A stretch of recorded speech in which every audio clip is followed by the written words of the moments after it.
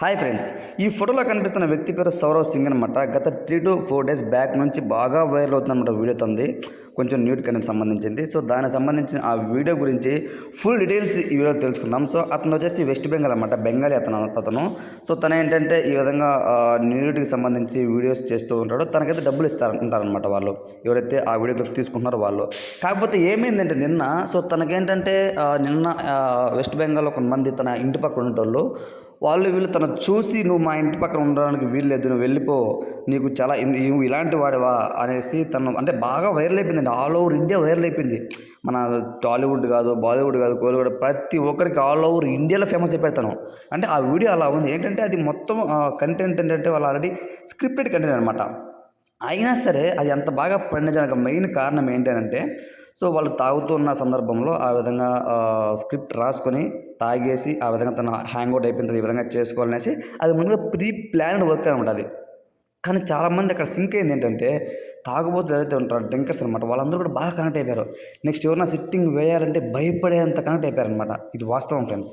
So కాబట్టి ఇలాంటి సిచ్యువేషన్స్లో అంటే మీకు తెలిసిందే కదా, సో డ్రింకర్స్ అంటే ఎప్పుడు కూడా ఆ యొక్క హవా నడుస్తూ ఉంటుంది. సో దానికి సంబంధించి నిజంగా జరిగింది, ఇది రియల్గా జరిగింది అనేసి అందరూ ఫీల్ అయ్యి భయంకరంగా ట్రోల్స్, భయంకరంగా వ్యూవర్షిప్ భారీగా పెరిగిపోయింది అనమాట ఆ వీడియోకి. సో ఇప్పుడు తను బయటికి రావాలంటే చాలా ఇబ్బందులు పడుతున్నారు, అందరూ తను గుర్తుపడుతున్నారు, చాలా తిడుతున్నారు అందరూ. నువ్వు ఇలాంటి వాడవా, నువ్వు బయటికి వెళ్ళు, మా దగ్గర వద్దు అని అంటూ తనైతే నిన్న మీరు చూస్తే ఒక ఇన్స్టాగ్రామ్లో నేనైతే చూశానండి ఆ వీడియో. అందుకు తను తిడుతున్నాను అనమాట వెస్ట్ బెంగాల్లో. మీరు వెళ్ళిపోనా, మా అపార్ట్మెంట్ నువ్వు వద్దు, మా రూమ్స్ దగ్గర నువ్వు వద్దు అని చెప్పి చాలామంది తను తిడుతున్నారని అయితే ఇన్ఫర్మేషన్.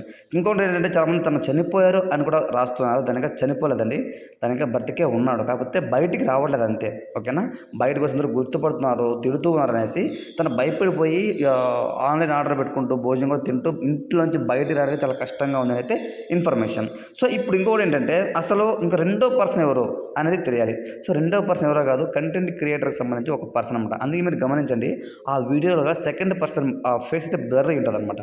ఓకేనా, సో ఇదంతా కూడా ప్రైవేట్గా జరుగుతూ ఉంటుంది. తను పదే చేస్తూ ఉంటారు అలాంటి వీడియోస్. ఒక రకంగా చెప్పాలంటే ఇతను ఒక సెక్స్ వర్కర్ అనమాట. ఓకేనా, దానికి సంబంధించి మీరు మనం చూసినాం అంతే తప్ప అతను ఏదో నిజంగా వాళ్ళ ఫ్రెండ్ని మోసం చేసి ఆ విధంగా చేసింది కాదు. అది ఓవరాల్గా ప్రీ ప్లాన్డ్ స్క్రిప్టెడ్ కంటెంట్ అనమాట. ఓకే, ఇప్పుడు ఆ అదర్ పర్సన్ కూడా మీరు ఎవరైతే ఉన్నారో అతను కూడా ఆల్రెడీ అదే విధంగా లెస్బియన్కి సంబంధించి, అంటే చాలామంది అడుగుతున్నారు లెస్బియన్ ఏంటనేసి.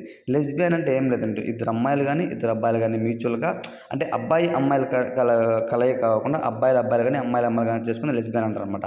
సో ఆ అదర్ పర్సన్ కూడా ఆ విధంగా సంబంధించిన కాంటెంట్ చేస్తూ ఉంటాడు. సో తను కూడా చేసేందుకు డబ్బులు ఇస్తారనమాట.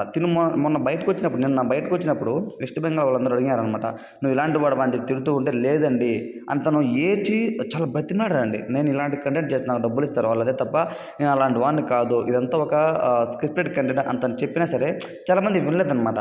సో ఏంటంటే వాళ్ళందరూ బాగా అడిక్ట్ అయిపోయారు, ఇది రియల్ వీడియోనే, ఇది క్రియేషన్ కాదు, కంటెంట్ క్రియేట్ కాదు, ఇతను తన ఆ విధంగా చెప్పుకుంటూ ఉన్నాడు తన సర్వే వేయడానికి అని అంటూ చాలామంది తను తిడుతున్నారు అనమాట.